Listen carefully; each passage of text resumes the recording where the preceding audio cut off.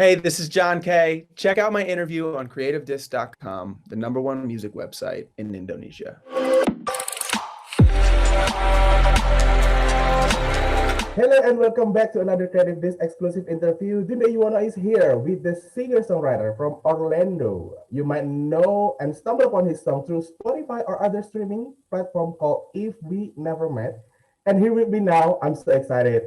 John K. Hey, guy, John, how are you? Dune, my man, how are you? It's good to be here. Thank you for having me. Thank you for having us, and thank you for spending a little time for me to ask you for some question. How are you, and where are you right now? I am good, and always. Dune, it's you and me. We're gonna hang out. I am in Orlando, Florida, and Mhm. it's 9 o'clock p.m. yesterday. Yeah, right, right. And here it's 10 a.m. in the morning, so I'm sipping my coffee right now while interviewing you. By the way, nice background down there. I love the John K. Lamb happening back there. Thank It's you. nice. Yeah, this is the home studio. This is where I spend, you know, pretty much all of my life for the past Cool, year man. since we've been locked down. Uh-huh, I'm just uh-huh, in here doing Zoom sessions and writing music. This is kind of just where I am at all times. uh-huh. And hey, welcome to Indonesia in the virtual session because I'm from Indonesia. Have you ever been to Indonesia though? I've always wanted to go, and hopefully when everything clears up, we can make it happen. Yes, hopefully, and I can wait to see you. So, John, we already starting the new year, 2021. How's your 2021 so far? It's good. 2021, it's the year of hope. It's the year where we're Yeah. just making a lot of music. I have an incredible team Mm-hmm. around me. I am so blessed and very fortunate to just be able to work Mm-hmm. on music with the people that I love, and I'm surrounded Mm-hmm. by people that I love all the time. So Mm-hmm. Mm-hmm. I'm incredibly happy and fortunate, and I'm able to do what I love to do. So that means it's going to be a great year. Cool. I can't wait to listen to your whole new music upcoming. That probably you already like prepare for that. But before the interview, John, I already like do some research and found out a fun fact about you that at the age of 5, you kind of obsessed with Mariah Carey. Is that true? Tell us more about that. Why? Yeah. So most kids, I remember my dad got this big van and there was a tiny Right, TV in it, like this big. And right. most kids want to watch like cartoons. Yeah, And I know. I was 4 or 5 years old and I would make him put on Mariah Carey live in concert and singing, Okay. like Hero, You'll Always Be My Uh-huh. Baby, like all those songs. And I watched it every single day. And I think that was the first time Wow. my dad was like, what's wrong with this kid? Like he loves singing. It's Yeah. he can barely talk. Weird. And as long as I can remember, I always loved to sing and to dive in and to listen to. I'm just fascinated by some things that the human voice can do. Okay. So did the love and obsession about Mariah Carey still remains until now, though? I'm sorry, one more time. Did the love and obsession for Mariah Carey still remains until now, or Oh, of it's course. cut I the think case? I think she's one of the greatest singers of all time. I think Hmm. what her whistle register, like her tone and her Right. ability was just, I mean, her and Whitney Houston, some of the greatest voices that will just go Yeah. down in history. And that was early on. That was kind of, I think, what got me interested in just in singing in general. And then as I grew up, Yeah. I kind of turned more to uh, Otis Redding, a lot of like old school soul singers, the Beatles, Mm. the Mm. Eagles, Bill Withers, Sam Yeah. Cooke, Donny Hathaway, um, Mhm.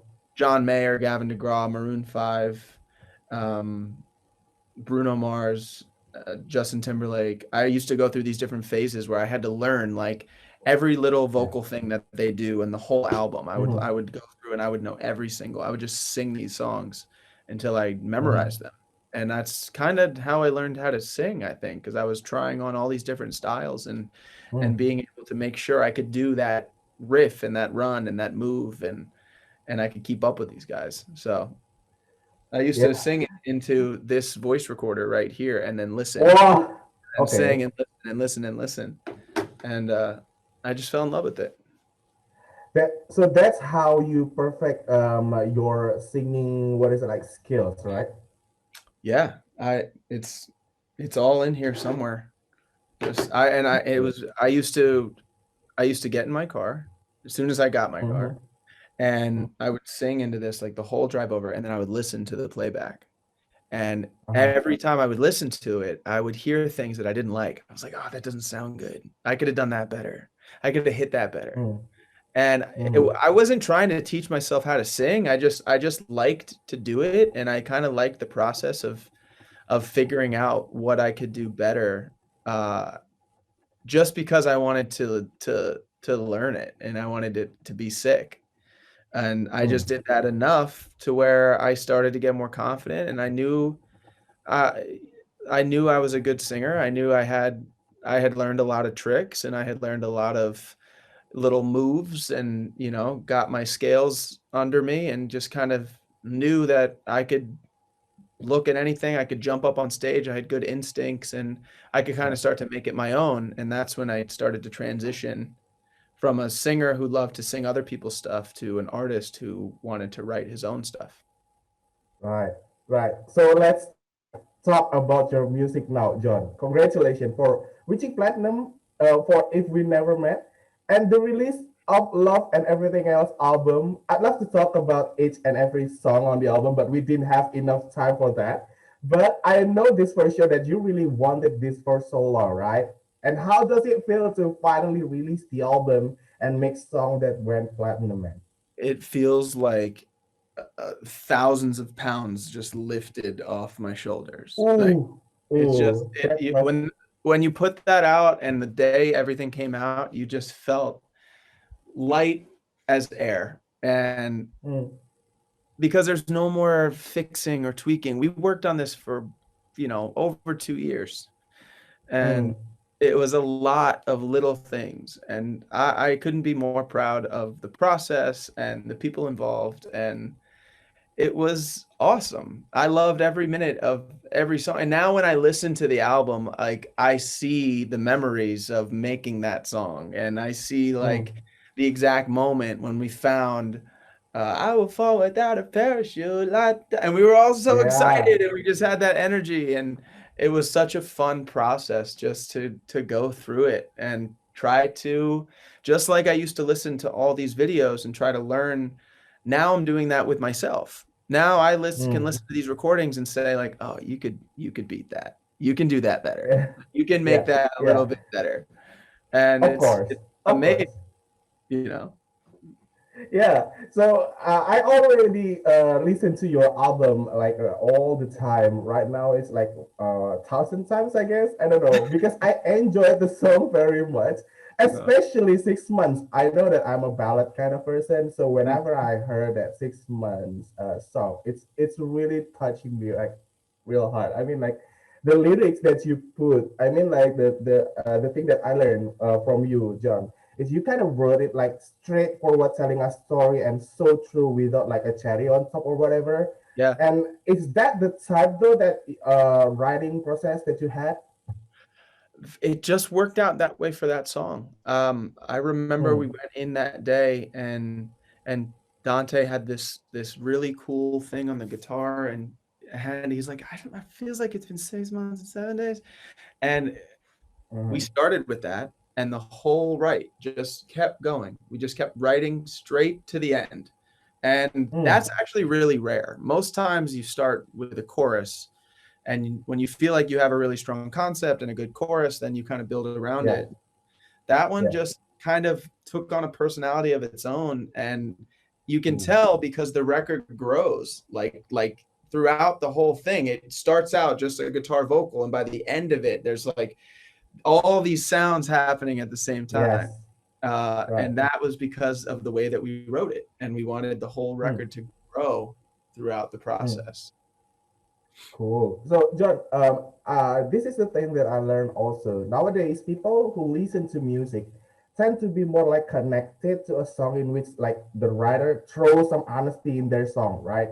Do you feel the same way too? Whenever you heard the song, you feel like way more connected to the person through their music?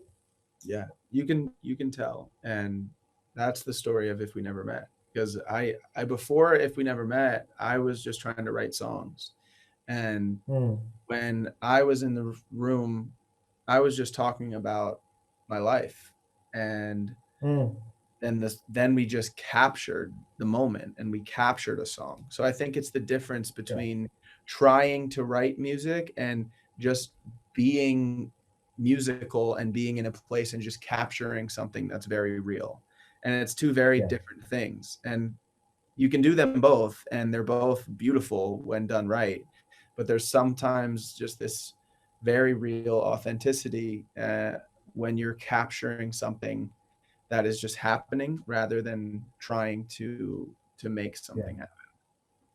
Yeah, yeah, I totally agree because I way more connected to the writers and the songs and the singers through their songs if they told us their story, and I feel like, hey, I felt the same way too. So he is a normal person. He's a people, right?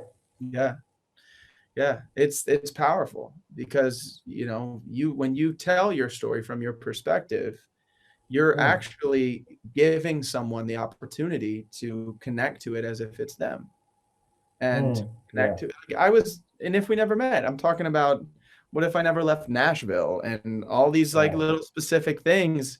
And it's incredible how many people were like, I feel like he's telling my story. And I'm like, did you ever live in Nashville? And they're like, no, I never lived No. in Nashville. But it still feels Yeah. like my story. And there's just something about being honest and authentic in the Mhm. microphone that allows somebody to also, when because they're singing the words too, and then they feel like Mm. they're telling their story. Okay, cool. So, John, we already got your EP back in 2019 and your debut album last year, November. And I heard that you are preparing an acoustic version for your album. Is that right? Yes, we're So, we're in a great place. How's the process going? It's tough because it's different. Yeah. I'm doing 4 to 5 Zoom sessions a week where we're getting on just like Wow. this, and I'm trying to get that so comfortable with that it almost feels like we're in the same room. Mm-hmm. That's not necessarily the easiest thing to do. The process is a lot more complicated logistically. Yeah. Mm-hmm. Whereas if we were all in the same room, we could be writing something, get excited about it. I could go, in the vocal booth right then and lay down some ideas, and then we already have kind of like somewhat of a song. Now it's like, okay, when we get off this Zoom call, I'll schedule a time to go in and record some vocals and then send them out. So the process is just it takes a little bit longer, but it Yeah. doesn't mean it's not possible. And we've been able to overcome and write some incredible songs that I'm just Cool. excited to continue to grow. And I love Yeah. to sing. Like at the end of the day, I'm just trying to create ways for me to try to do things I've never done before and to get a little Mm. bit uncomfortable and to stretch myself. So I've been very surprised with some of the direction of the album. It's not exactly necessarily what I thought it was going to be, but Mm-hmm. we're open creatively to following wherever the room goes. Sometimes it's not what you think it's going to be, but I'm just trying to be honest and vulnerable and just take it to a place that feels very polished and feels very excellent. Yeah. Wow. I can't wait to hear your new music and your singing because I love to hear your sing, man. I love your voice. I love your tone. So to wrap up this interview, I don't have any time much left. Any message to your Indonesian fan, John, who listening to the podcast or watching the video right now? Listen, I am blown away by the support, the love, the comments. I see you guys. I see you, and it inspires me beyond words to continue to go and to know that there are people out there that are connecting to this music and singing along with me, and maybe even learning some things here and there. So thank you so much. I love you.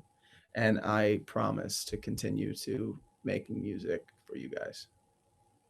Please. Thank you so much, John, for your time. It's been a pleasure for me to meeting you and talking to you about your music, and can't wait to have you here in Indonesia, not virtually, but like in person. Yeah. I can't wait, and I hope that it's sooner than later.